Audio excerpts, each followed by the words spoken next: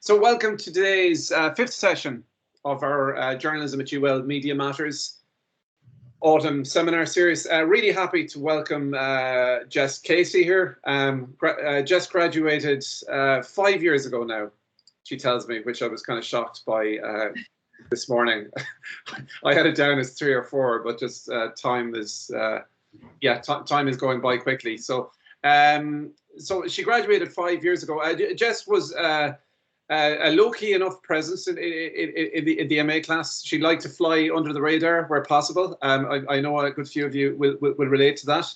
She came in from, you might correct me on this, Jess, but your undergrad was in art, wasn't it? It was a kind of fine art, and I definitely remember you not knowing for sure, where you wanted to go with it. That which would be fairly typical.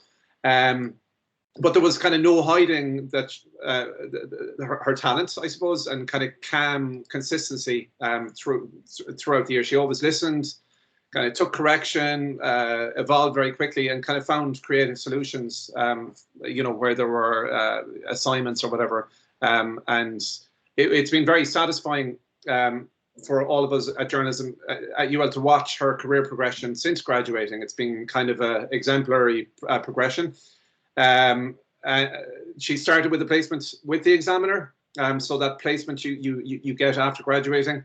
Did an excellent stint in the Limerick Leader, and then back into the Irish Examiner, having made a good impression with the placement. And there she's quickly climbing the ranks. She's now the education correspondent, which is a very attractive and competitive beat to get into, and she's been covering it with aplomb during what has been a period of intense activity and interest in the last 12 months, saying what's going on with schools and stuff in the pandemic. So today she's going to give us some perspective on what worked best for her in the immediate aftermath of doing this course, and how to build the career in the time since. So I want you to have plenty of questions. We've kind of envisioned this as a kind of a Q&A, really. I have a few questions, but I definitely want them from the floor. So like Jess has a clear memory of what it's kind of like to be in your seats now, so it's a very useful perspective to get in terms of what you need to be doing in the next 6 months or a year in particular, and thereafter. Okay, so welcome, Jess. That's your that's your brief introduction. I suppose to start with, and you're happy if we just proceed with a sort of a Q&A, Jess, or was there anything you wanted to... Yeah. No, I suppose to start off with, did you always want to do journalism? I always had an interest in journalism, but I wasn't necessarily sure if it was going to be the career for me. Like, I think it's kind of important. There's kind of interesting parallels with like when I came out of school and when I came out of my college, my undergrad. It was kind of at the height of the recession, basically. So there was a lot of conversations always about like, not getting jobs, or, the changing world of work and all of this kind of stuff. And I suppose that's kind of the conversations that are happening now, right? Yeah. So when I was filling in the CAO, I was interested in pursuing journalism as an undergrad, but like because of the general kind of advice that people were getting, it was like people who were going to study like nursing, they weren't sure if they were going to get a job. So I just decided art. I was going to just do my passion, and that's what I did. And in a way, I'm kind of glad that I did it as an undergrad, because I had to work for about 1.5 years to save up for the master's. And I kind of went back, and I was was laughing a little bit at the description, Fergal, you gave of me in the MA, because that wasn't me in my undergrad. But I'd had a couple of years, in the real world, having to save up and work I worked in a call center, which actually weirdly has really prepared me for being a journalist, because I used to have to call up Americans and tell them that their Christmas presents weren't coming. So once you've had to handle phone calls like that. It's a lot easier to, you know, kind of cold call people and introduce yourself as a journalist. But when I was working, like, I was so interested in the news. It was like the only thing that kind of got me through the day. And, you know, following different kind of stories, particularly when you're working in a call center and you're like trying to have different conversations with people on your break. And that was kind of the thing that it was just news and current affairs. So around that time, that's kind of when it kind of clicked for me that that's what I wanted to do. I don't think I had like the right idea of what a journalist actually did at that point, but that's kind of when I was. And I think as well, I think maybe when I applied for the MA, I think that you thought that maybe I wanted to write about art or kind of go down the arts and culture route, and that was never. I don't know. I love art, but for me, like, I like to keep it separate. I don't like to talk about art. I don't like to read about art. I just like, you know, for it to be its own thing. So I never really wanted to get into that side of it. Not to, you know, put that side of it down or anything, but I just wanted to get into news. That's what I was interested in. It's kind of a common theme, Jess, isn't it, for journalists? And with Sarah McInerney on the other week as well, and had the same kind of thing of not really wanting. I think she said she'd gone through a whole degree of doing journalism, not wanting to do journalism. That it clicks later, you know, that a big idea translating into actually doing journalism, but it like what is it that clicks that makes you think actually this is genuinely what I want to do? Well, like, I guess when I was an intern with the Examiner, there's one very important place though as well. I worked for the Evening Echo in Cork, so I worked for the Echo between April 2017 and then I went to work for the Leader in December 2017, and that was an amazing experience because I moved to Cork, and like the best way to like fall in love with the city is to work in local media and like move there, I think, because it's like you see all kind of like behind the scenes and you see, you know, what goes on in the council, but it's also not where you live. So like you don't have to worry too much if you upset someone, or, you know, if there's someone who's not happy with an aspect of your coverage, they might necessarily be a neighbor or a family member or whatever. So that was an amazing time when I worked for the Echo in Cork. But when I was an intern with the Examiner, Mick Clifford broke the Maurice McCabe story, and seeing like a story like that is so rare, I think, and seeing how that was broken and like the ramifications of that, like that was really, for me, that was a big kind of formative experience in, because not every story will lead to what happened in that story, but that story did. And to see like the pressure that they were all under that day, like breaking that story, because it would have been remote as well, because he would report from Dublin, but seeing the desk actually deal with it and seeing it go online, and, you know, the front page the next day, like I can see it in my face, it was so, or in my head, it's so striking, you know. So that was an amazing experience to see. But I don't know, it just kind of, there is a point where it clicks, I think, and once it clicks, it's very hard to unclick it, essentially. Yeah. What do you wish you knew 5 years ago or 6 years ago that you know now? As in when you were doing the course a few months in, the stage the lads are at now, I suppose. What would have been useful to know? Future Jess, speaking to past Jess.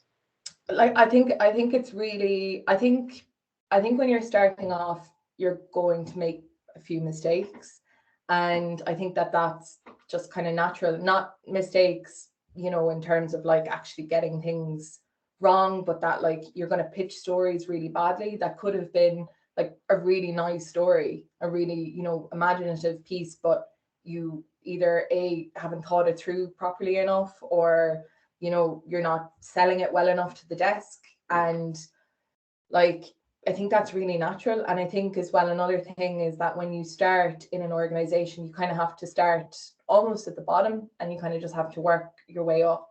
So like when I started again in the Leader, it was almost like starting again. You know, I was the new person in, and I was in a new beat and new contacts and all of that kind of everything that came with it. And I wish that like I had maybe known that that was really kind of normal, like that's like if I go on to work somewhere else, if I go on to start in another organization, now at this point I know you're kind of starting from scratch again. Does that make sense?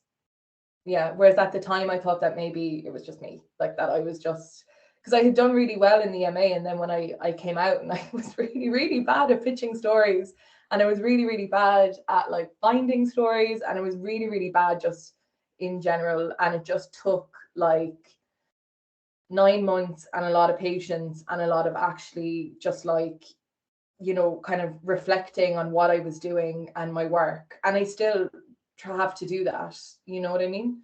And yeah, and like I think I managed to stay with the examiner for so long on that placement because they could see I was genuinely interested, and they could see that I was, you know, reliable in that, like I'd turn up on time, I'd be interested in what other people were doing.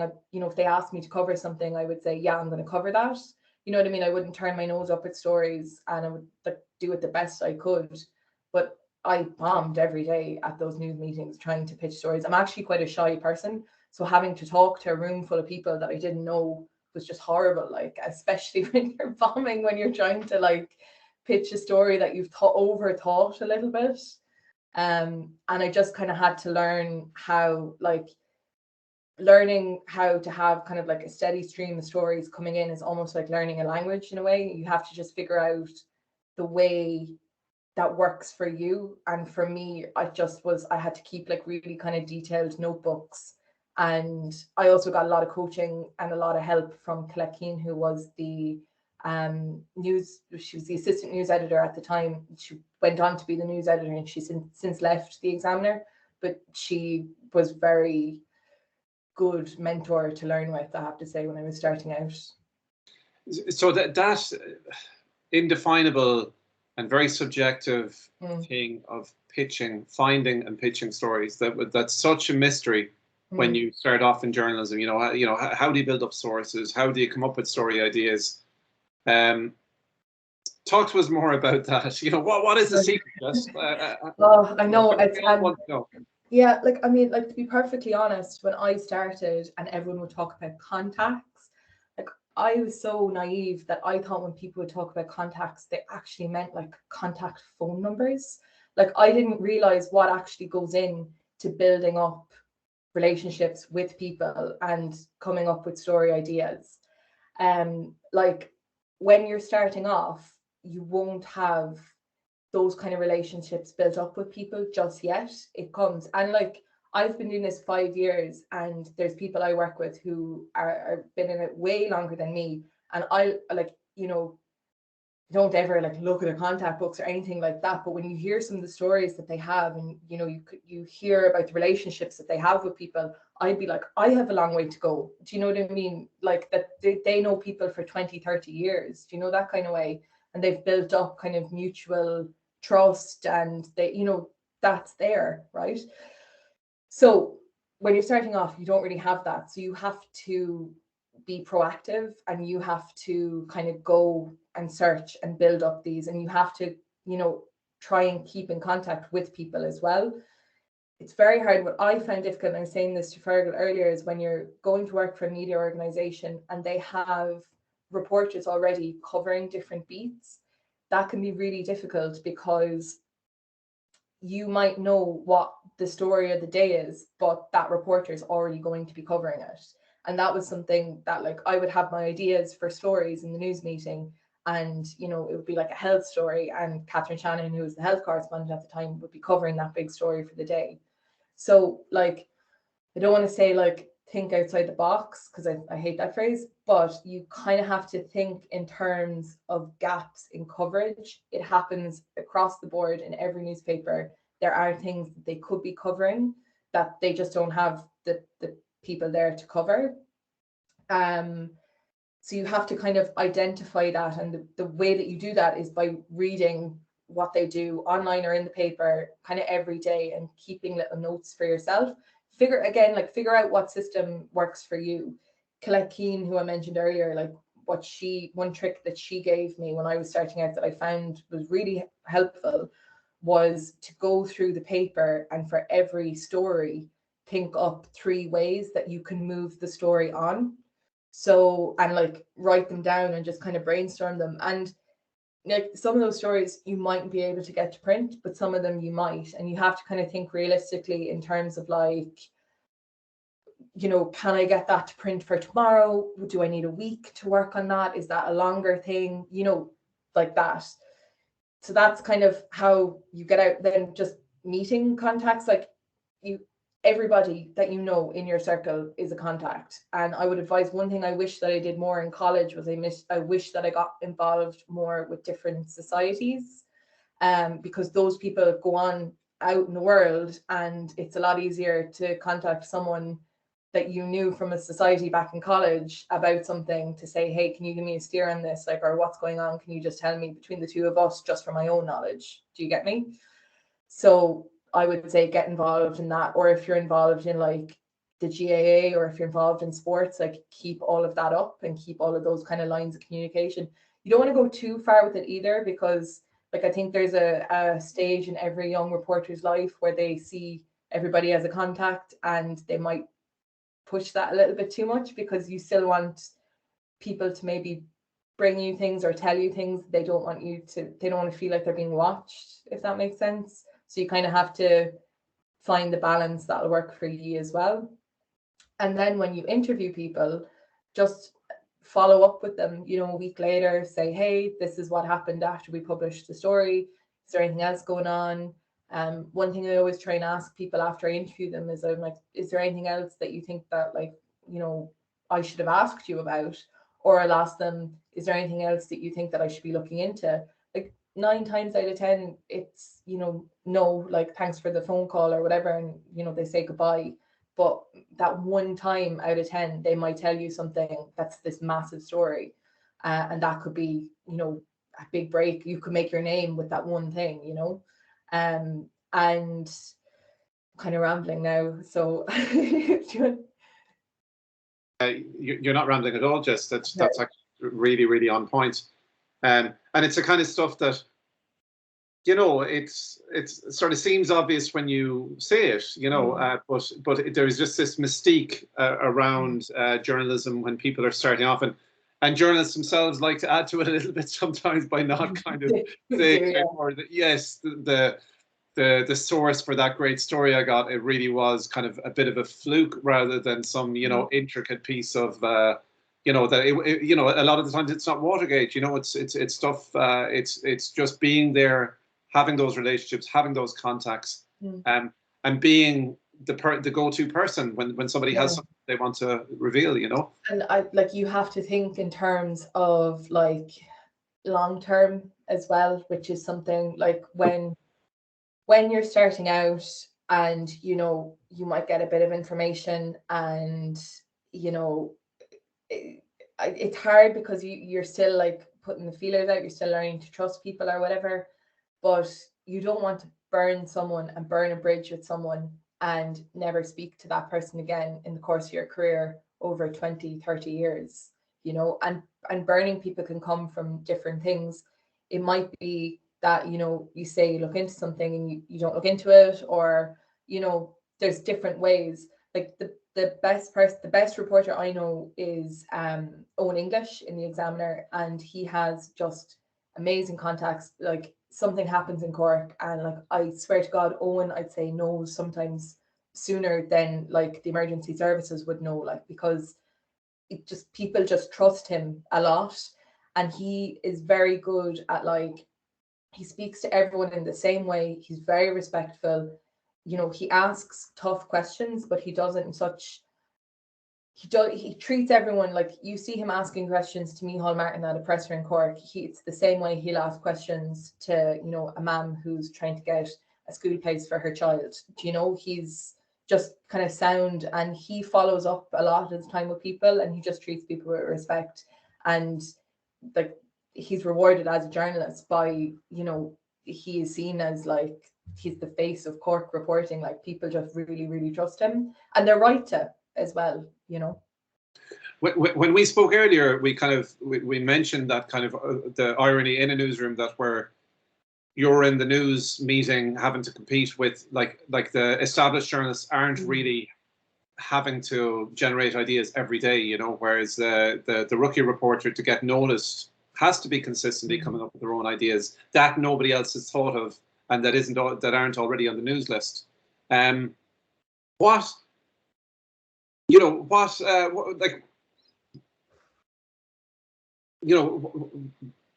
What should trainee or young journalists, like people in the lads' position, whether it's in kind of sport or news, what can they be doing now to kind of improve their chances? You know, you get a short window, I suppose, sometimes in a placement to make an impression, and ideas are currency. So, you know, what can they be doing now to kind of help them in that regards? Because obviously a lot of the MA is like the nuts and bolts, you know, how to write news leads, how to just basics of camera operation or radio production or whatever. And just having that list of ideas or contacts, you know, isn't something people generally graduate with. Yeah. But you know, what could people be doing more of now that might help them when, you know, to hit the ground running when they get that placement? Like, to be perfectly honest, I think a lot of it is like not beating yourself up if you don't have Watergate within your first 6 weeks of a placement. Like I didn't. I think that, you know, there's a lot to be said for, and it sounds so boring, but like there's a lot to be said for showing up, appearing interested if you're asked to cover something, you know, and like doing, I hate to use this phrase again, but like giving it 110%. You know, there is a lot of things that you probably would be asked to cover. So things like, you know, if there's like a briefing on in your in where near enough to where you are, you might be asked to cover that, or you might be asked to listen to the radio. And then I suppose once the ball is rolling with that, you can kind of leverage those stories into a good idea for a feature. So another thing that you could do, but this has been really affected by the pandemic, and it might necessarily, I wouldn't advise you to invest too much time in it, but FOIs can be a good way. So my first 2 lead stories that I got with the Examiner were both from FOIs, but the FOI offices, something has happened with the pandemic. It's just an awful lot slower than it was usually. So I wouldn't be, you know, advising you to like invest too much of your time into it, just in case the dividend isn't as great as it once was, if that makes sense. But honestly, like the industry is small, and you know, being reliable goes a long way. It sounds so boring, but when you're starting off, like I think sometimes, like, you know, you might want to kind of make your mark or whatever, but usually the thing that you make your mark with is just being genuinely interested in the goings on of the newsroom, like, or, you know, sending a message to someone that you work with who might have a bit more experience and asking them for advice on something, or, you know, if you're in a newsroom, to say, hey, what are you working on? And like, or I'm working on this, to a reporter. Like most reporters are, you know, would be what's the word, honored to like to kind of give a bit of advice, or, you know, to be flattered, like. So yeah, I suppose overall, like, don't be upset if I don't know, it's probably not a very exciting answer, but I think that that's kind of honest about what it's like. Talk to me about a story that you enjoyed doing, or that you're proud of the way it developed, or talk to me about the. Now, guys, at any point, if you want to come in here, because again, it's Q&A. I'm not you on this. you need to be grilling Jess on the stuff that you need. I'm just guessing. Okay, this is the stuff that might be useful. We both are. So please chip in where needed. But just in the meantime, while you're thinking about your next question, folks, Jess, just tell me about a story that you're proud of, and you know where it came from, how you developed it. Sure. Like, and just on the question thing, like, I think it was 2 weeks ago, I did a Q&A with 5th class students, and they really put me in the hot seat. And one of the questions was, do you ever regret what you wrote about someone? And another question was, do you ever think about quitting? So don't worry about the questions, because I had to answer like those two questions on the hop there.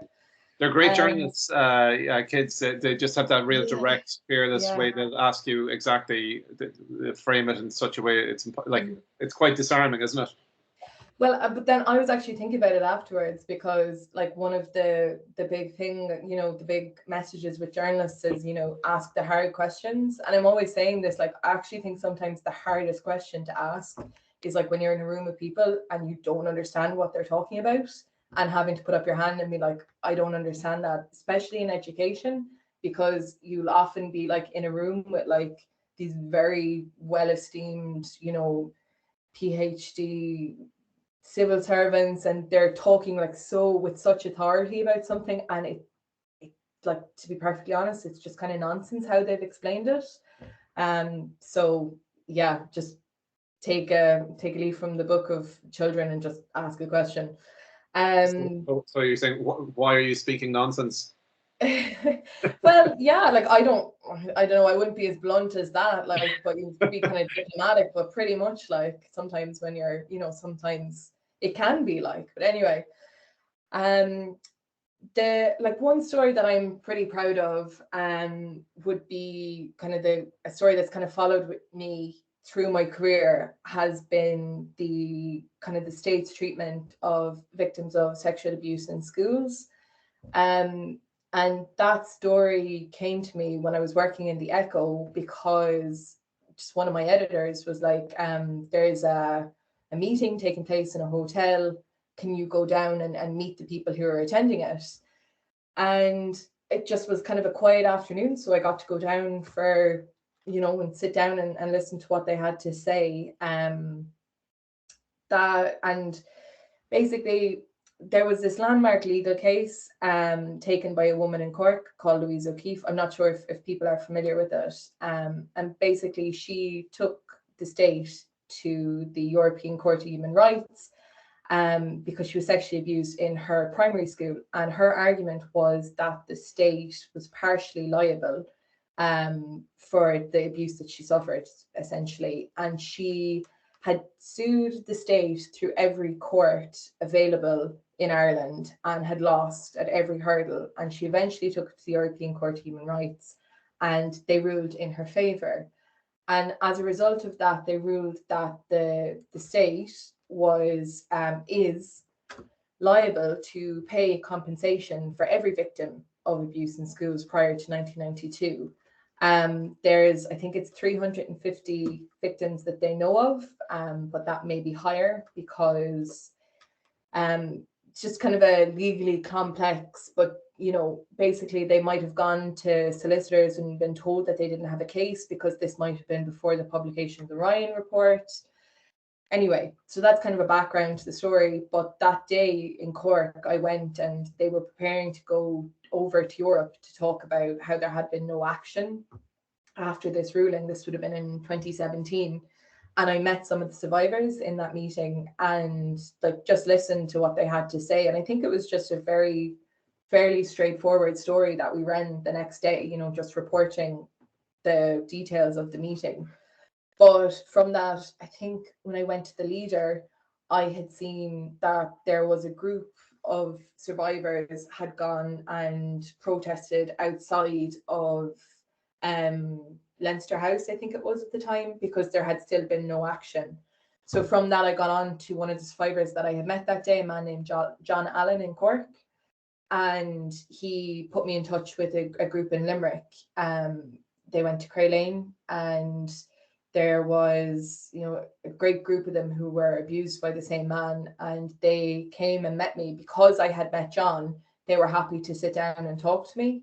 And it was very great, there's a great responsibility when people choose to share their story with you, particularly when it's something that's traumatic and emotional and has been kind of legally complex, and they've really, really been put through the ringer. Like, you can objectively say like that they've had a really, really horrible time in trying to pursue some sort of justice from the state. And you know, I reported their story. We kind of did a big feature on it, but I've brought that with me when I've gone to the Examiner and I report on it. I'm not the only person to report on it by any means. There are other people who regularly cover it, but I've like made contacts over in Brussels, like as a result of it. I kind of have a network of survivors that I would, you know, talk to about it, and it's just been something that has stayed with me. And I suppose in the budget then last week there was an announcement that they are allocating a certain amount of money to paying people their compensation, and that they did over the summer open a revised ex gratia scheme, which is what they call the redress scheme for people. It's nowhere near finished, and I don't think it'll be anywhere finished, but it's something that I'm proud to have kind of helped chip away at, because that's I think how progress is made. Like, it's a lot of different reporters kind of funneling away at stories that in nine times out of 10, sometimes you have like the big story and everything changes as a result of that one story, but I think it's more common that it's kind of all different angles coming from all different papers. But yeah, so I'm proud of that one, and I'm proud of a lot of stuff that I would have done in local papers as well. Yeah, that's what do you think you did well on that story? So, you know, when you say you're proud of a story like that, like, you know, what do you think? I'm proud that I listened to them, basically, because I think it's been very painful for them to have a response of, like, one of the men that I've spoken to, Christy Rainbow, like, he always says what the approach is, like, go away, child. That's how he feels as a survivor, that he's sent back to being a child that wasn't listened to when he was abused. And that's, he says, has been continued, you know, as he's kind of tried to pursue a form of justice from the state. So I think being able to sit down and listen and take their stories and report it in a kind of a sensitive way, but not shy away from the details of how they were treated, and, you know, kind of put it out there, like, that's something that I'm proud of being able to do. Okay, thanks, Jess. So guys, I'm going to ask just for questions from the floor here. I see Adam has his hand up. So and who else is in the? If you could put on the cameras, folks, it would be helpful. I see Tara and Rebecca, and I think we're missing a few people from the news pathway in particular. But Dara and Fiona and Nicholas. You know, I think this is very relevant. You know, Jess talks about trying to establish yourself in well-trodden beats. Like, a lot of the sports guys, like, that is probably the issue that you face more than anything. In that, like, you know, the big players, the big games, you know, they're all signed. They're all, like, the contacts have usually been made. But it's trying to find ways into well-trodden territory, I suppose, is really key. So you know, you might have questions for Jess in that regard as well. I'm not saying she's not an expert on sport per se, but Adam, and if you know, Tara and who else is there, TJ and Rebecca, if you could chip in after, if at all possible. So Adam, could we start with you? Is mic on there, please? Yep, sorry, I had it double muted, so I was a bit, yeah. How are you, Jess?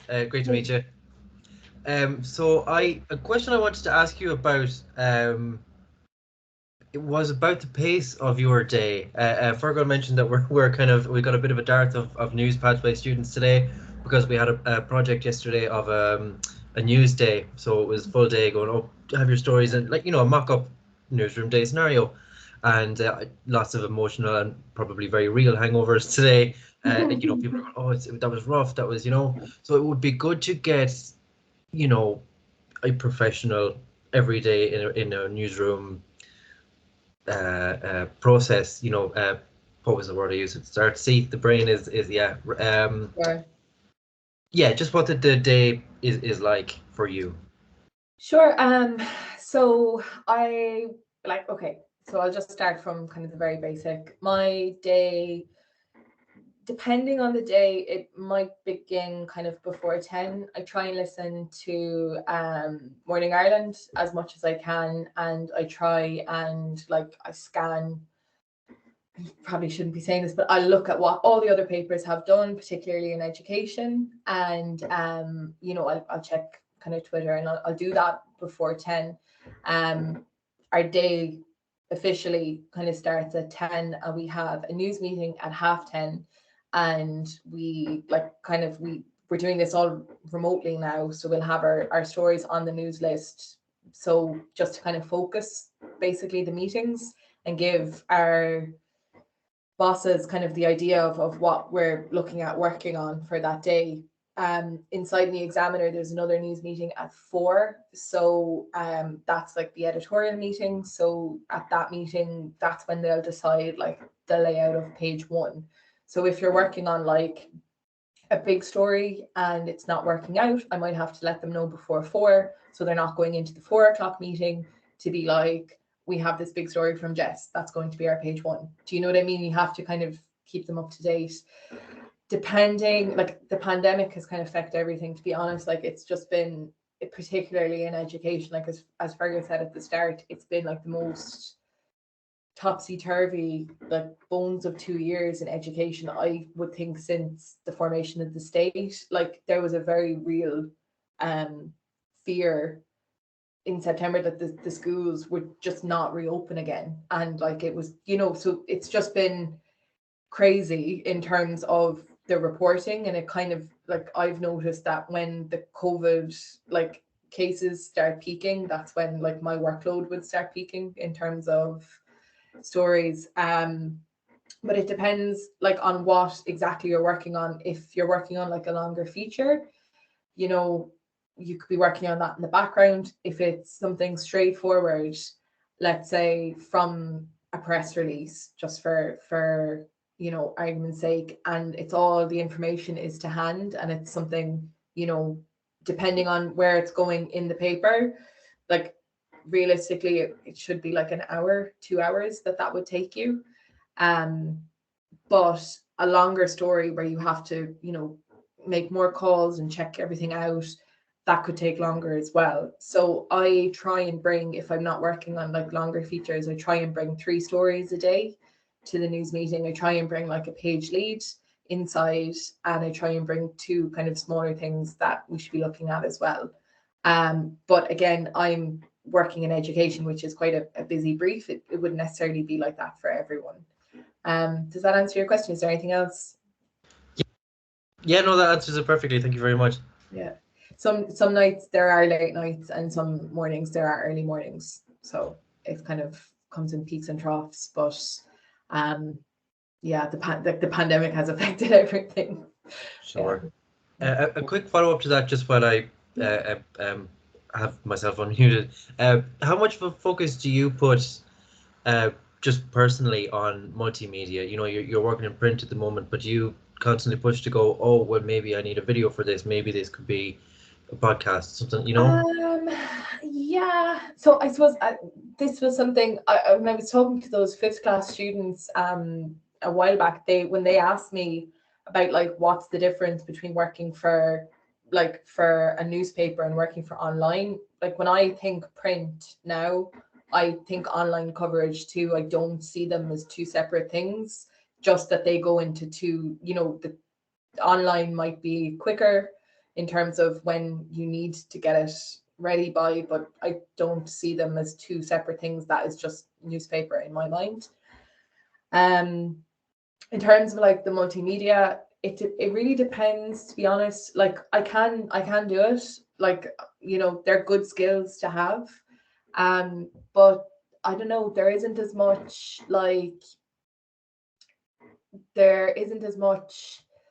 I don't know if the payoff in for us sometimes is worth it, in terms of like we have a visual media desk who are like really skilled at doing videos. They're really skilled at doing all of those things. So if you were to do it where I am, it's more kind of like a passion project. Do you get me? It's not like a prerequisite, but like saying that like every journalist should be able to like record something on their phones, they should be able to, you know, get audio, clear audio, so that they could put together a podcast if they want. The Examiner, we haven't really historically done as many podcasts as other media organizations. I think they're maybe looking at changing that. So there's always like space to do those things if that's what you're interested in. Does that make sense? Yeah, absolutely. Thank you very much. Yeah. Great. Thanks for that. Is there anyone else would like to get in there? Tara, Rebecca? I'll hop on with one. Oh, yeah. Or Sorry. with Rebecca. So. Great. Dara, is it? Sorry. Yeah, I don't mind. Yes, yeah, please. last one. It's kind of slightly similar to Adam's, but probably more specific to Twitter. Okay. Like I think Richard Chambers and Gavin Riley are broadcast journalists, but you've seen nearly in the last, since the pandemic started, like their followership has grown so much. So how important is it to be active on Twitter nowadays as a journalist and kind of articulate it in a way that's easy to understand in the characters that is allowed? I don't know. It's like, to be honest, personally, I found the Twitter a lot during the pandemic, mainly because we've had really, really long days, and like there's been a lot of emotions running high, particularly with people that you might be interviewing, and also your own emotions as well. So sometimes personally, like to go on Twitter at 9-10 o'clock at night, like it just was a lot, basically. So I've kind of taken personally a step back. I took a break over the summer from it. I just kind of had to. It's really good if you want to get your name out there, but you have to double check with your media organization, because if you have online and you have to file for online, you know, the assumption is that you're filing to online first before your Twitter, you know what I mean? But saying that, like, it is a good place to make your name if you can communicate in a way like Gavin Riley and Richard Chambers and Zara King, like they have kind of found this like magic formula where they are very like people trust them, right? It's kind of like Owen English, he's really good on Twitter as well. They have that they'll engage with people. So, you know, this like the memes that you see about Richard Chambers when like there's an announcement, people are like, can I shift in the nightclub? You know, all this kind of stuff. He'll like engage with that in a way that makes news and current affairs accessible. And that's amazing. That's really, really good. So kind of your own personal preference. It's good to have it when you're starting out. But yeah, that's kind of, I hope that kind of answered it. Yeah, no, that's fair. Yeah. Yeah, it's a open to interpretation relationship with Twitter, isn't it? And journalists, they all use it in different ways, and yeah, there are the Twitter skeptics, and then there are the Twitter embracers. I wouldn't be I'm not skeptical of it. Like I just personally was like, it was actually my sister had noticed it. She was like, you're not switching off, like it's now like 11 o'clock at night and you're still plugged into Twitter. Like I wish I could have like a personal Twitter, do you know what I mean, where it's like memes and like jokes about Limerick City, like not, you know, news all the time, because you can't, I don't think you can be plugged in. I personally couldn't be plugged into it for 24 hours. That I just know some people can, like, and that's cool and no judgment, but not for me. So there's an art appreciation Twitter account by Jess Casey. Yeah, maybe. There's Tara is just in the chat there. And I'll go to Rebecca then afterwards. I think Rebecca did. But Tara's question was just, you've achieved so much in a short time. My question is, where do you see your career going? And do you have aspirations to go further afield, or are you already in the dream job? That's such a big question. You were talking about that earlier, by the way. That's such a big question. I don't know. It's mad. I wouldn't have thought that I had achieved that much within a short space of time. So I suppose thank you for that, you know, comment. I don't know. I'd like to be an editor like one day. That's always kind of where I saw myself. I don't know if that will happen. Like I was saying to Fergal, I'm in a weird kind of position in my career where like I've been doing it like 5 years now, and you know, I'm not fully skeptical yet, or I'm not fully cynical yet, but the kind of the newness of things has kind of worn off. So I have to figure out a way to kind of keep myself interested. And one thing that I'm trying to do is write kind of interesting features and trying to take a step back from, like, you know, maybe take like 2 or 3 days to kind of craft something and put something interesting together. So you kind of have to figure out, I think this is across the board for journalists, when you've been, the career progression is like, you know, junior reporter, correspondent, editor. And if you don't want to be an editor, if you want to keep reporting, you have to figure out ways to keep it interesting for yourself. And, you know, I don't know what that magic trick is yet, but yeah, I hope that answered your question in a roundabout way. She's underplaying her career progression quite significantly there, as if it's just a routine thing. Yes, junior reporter to senior reporter to education correspondent. Like, it's just had to say that, Jess. It's Rebecca. If I think you were going to come in there just before I went to Adam. So Rebecca Graham. Yeah, thanks, Fergal. Thanks. Hi, Jess. Thanks for talking to us. I just wanted to ask you about specialising. So how did you get into being the education correspondent, and then what's your advice if you want to specialise in a certain area? Sure, yeah, that's a really good question. When I worked for the Echo, my brief was health and education. And actually, I always thought I wanted to be a health correspondent, but when I was covering the health and education, I found I actually just way preferred education. Just, I don't know, I find that sometimes, given the state of health in this country, it can be, you know, you might have to deal with quite a lot of very tragic stories. And I found with education, there was a nice balance. You know, especially in local stories, you'd have like just really nice stories about that mean a lot to people, about kids getting a new school, or, you know, those kind of stories. Then when I went to the Leader, that I filled in for Anne Sheridan, who had left, and she had covered education in particular. She covered a lot of UL stories, but anyway, we'll leave that for another day. She would have covered education, and because I stepped into her shoes, I kind of took it on board. And one thing that I really wanted to do was bring from the Echo, had kind of like a tradition of, you know, doing a lot with schools, and that was something I really, really wanted to do with the Leader. So I just kind of, it wasn't my idea, I think it was actually Maria Flannery's idea, but for this feature for Leader schools, which is like every week I used to go out and I used to visit a different classroom, and like the kids would tell us their news and we'd take photographs of them, and I'd meet the principal, and I built up amazing contacts with principals as a result of doing that. And then when I started in the Examiner, it was kind of just, I was actually very, very good friends with Niall Murray, who's the previous education correspondent, who kind of took me under his wing when I started and would have given me a lot of advice as well. And he had left the Examiner at that point, so I was just asked to kind of cover education stories.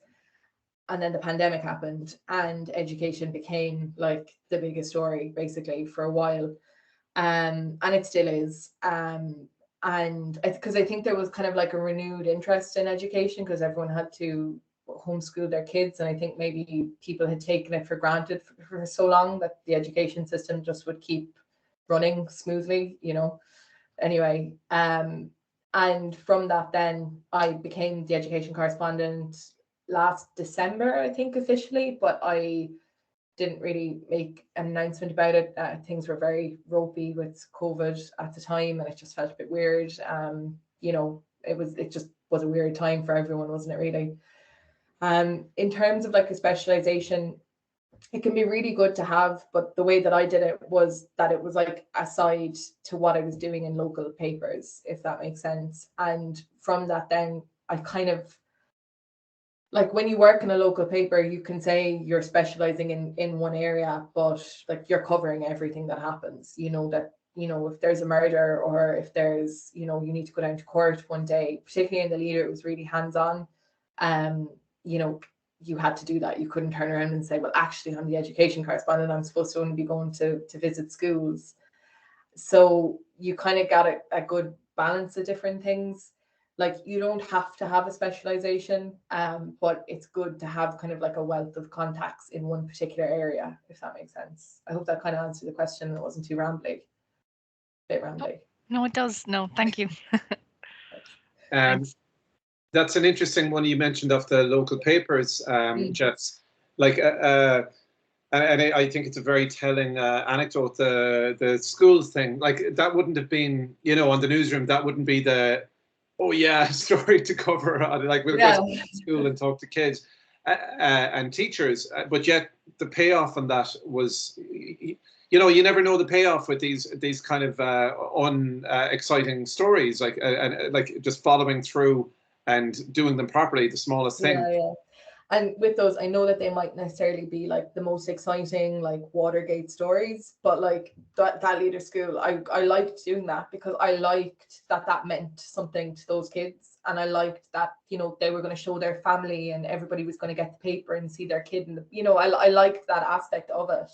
And that kind of keeps you sane because like you might have to hear like very upsetting details in a newsroom, or you will, like it's just the way it goes, because the news is dark a lot of the time. So when you have those chances to cover something that might necessarily be like hard news, but it means a lot to people, that's something that can kind of keep you in the job, I think. Do you miss stories like that when you're working in a national paper then? Like, do you miss being able to do those like local stories? I know, because one thing I like about the Examiner is it's national, but like it has the best attributes that like a local paper would have. So I still get to cover like nice stories with the Examiner, and like particularly during the pandemic. Remember we had there's a school in Cork, I can't remember the name of the school now off the top of my head, but when there was remote learning, they were getting the kids to take photographs dressed up as like artworks. And they, you know, so you might have like a child dressed up as Frida Kahlo, or, you know, and we actually ran those pictures as a front page story.